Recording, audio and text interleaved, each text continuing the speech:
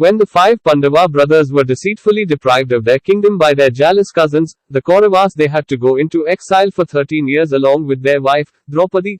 Though their preceptor, accompanied them. While they were in the forest, Arjun, the third Pandava, left for Indakila to acquire celestial weapons from the Devas. Nearly 5 years went by, but Arjun did not return. Everything in this forest reminds me of him. I can't bear this separation much longer. I too feel the same. Without Arjuna, this forest seems empty. Why don't we go to some other forest? I have been thinking about it, too.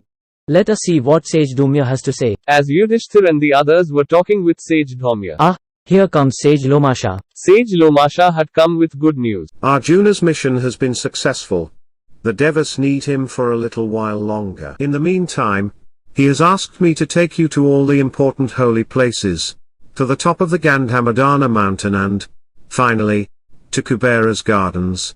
He will join us there on his return. So the Pandavas and Draupadi set out with the sages. The thought that they would soon be with Arjun made the journey easier. Look! The mountain. Isn't it beautiful, the Gandhamadana mountain? Abode of the demigods. Soon they were climbing the mountain. Be very careful. The path ahead is narrow and steep. When they were nearly at the top, Bhim, as you are the strongest, Draupadi shall be under your special care.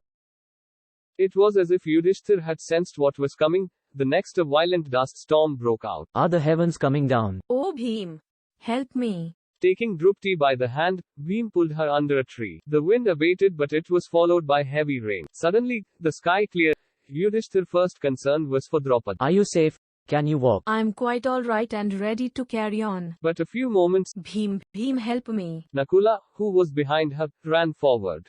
Draupadi. Oh Draupadi. When her father entrusted her to us, he thought she would know only happiness.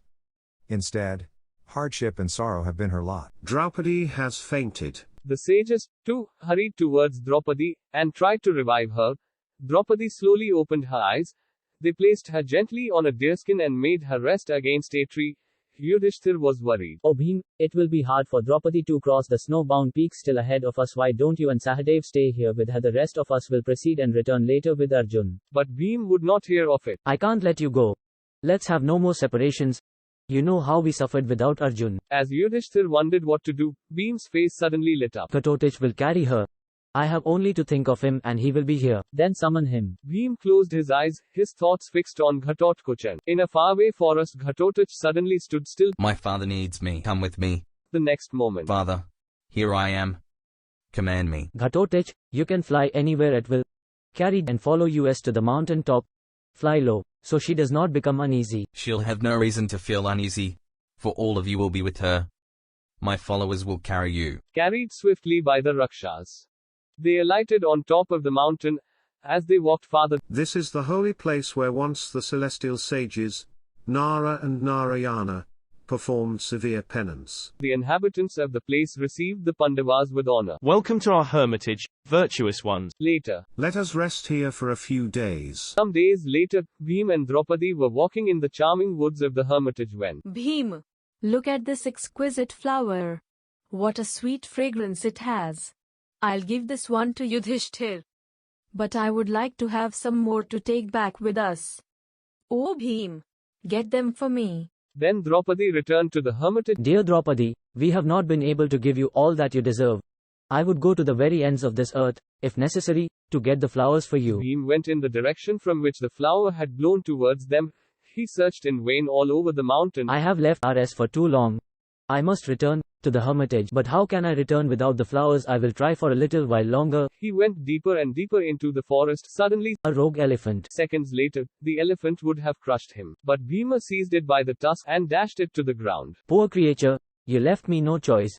I had to kill you. He walked on, terrifying the animals which crossed his path. Then he came to a clearing from where he could see a banana. He strode towards it, destroying everything in his path. Perhaps I'll find the flowers on that mountain. As he neared the banana grove, he saw a lake. How cool and refreshing it looks. I'll take a dip before I enter the grove. A little later, Bhim came out of the water and raising a conch to his lips blew it with all his might. Now I shall enter that grove. Unknown to Bhim, the grove was the home of Hanuman. Only one being on earth can sound a conch so loudly. Bhim. From the grove Hanuman spied Bhim and by his spiritual powers divined his purpose. It is Bhim, my dear brother. He has come for the celestial flowers. Hanuman stretched himself across the narrow path at the grove's entrance. Bhima will need my guidance and protection to succeed in his quest. To attract Bhim's attention, he began to lash his lone tail on the ground and to roast. Bhim has always been too proud of his strength. For his own good, I must teach him to be humble. So loud were the sounds Hanuman made that the mountain shook and rumbled. Even Bhim, for a moment, knew fear. The deafening sounds come from the grove. But he strode up to the grove. The sight he saw made him laugh with relief. It's only a monkey. I'll have some fun. Going closer, he gave a sudden roar. Hanuman simply turned and looked lazily at Bhim. I am ill. I was asleep and you woke me up. Being a man, you are wiser than I. You ought to be more considerate. Who are you? I am Bhim, the son of Pandu, born to Kunti through the grace of Vayu. Why have you come here? Mere mortals may not go any further along this path. Be sensible, and go back. How dare this monkey talk to me like that, impudent monkey? Let me pass or I shall thrash you. Man, but he hid his smile. Bhim arrogance. I am ill. I don't have the energy to move. If you must enter the grove, leap over me. If it were not a sin to do so, I would have leapt right over you and the mountain, just as Hanuman leapt over the ocean to find Rama's wife. Who is this Hanuman? He is my handsome, strong, intelligent brother. And I am as strong as he, so get up and let me pass or I will send you to the abode of Yama. O mighty Bhim, I am old and weak. Have pity on me. Move my tail aside and go across. For all his roaring, this monkey is a weakling. I can push it with my left hand. But surprisingly he could not even move it. I suppose I'll have to use both hands.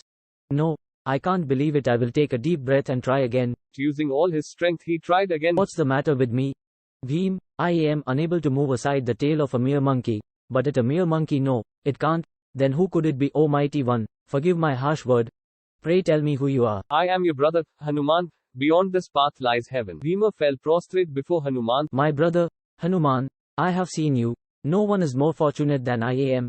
Show me the form in which you crossed the ocean, please. Suddenly, Hanuman's body grew bigger and bigger, it more higher than the Gandhamadana mountain. Enough. I feel weak and faint. The light emanating from your body dazzles me. Returning to his earlier size, Hanuman embraced Bhima. I feel a strange power enter my body. My fatigue has gone. Filled with your strength and your blessing, O Hanuman, we are sure to conquer our enemies. I'll do more. When you charge at the enemy, I shall sit on Arjun's flagstaff and my roar shall strike terror into your enemies' heart. Hanuman then pointed to a path. That path will take you to the Sondika forest and Kubera favorite gardens. There you will find the flower you are looking for. At the moment of parting, the tide of emotion that he had stemmed for so long broke loose. Tears flowed POW in Hanuman's face. Oh, Bhima, my eyes are blessed by seeing you. When you go back, you may speak of me, but don't tell anyone that I live here. And Hanuman vanished.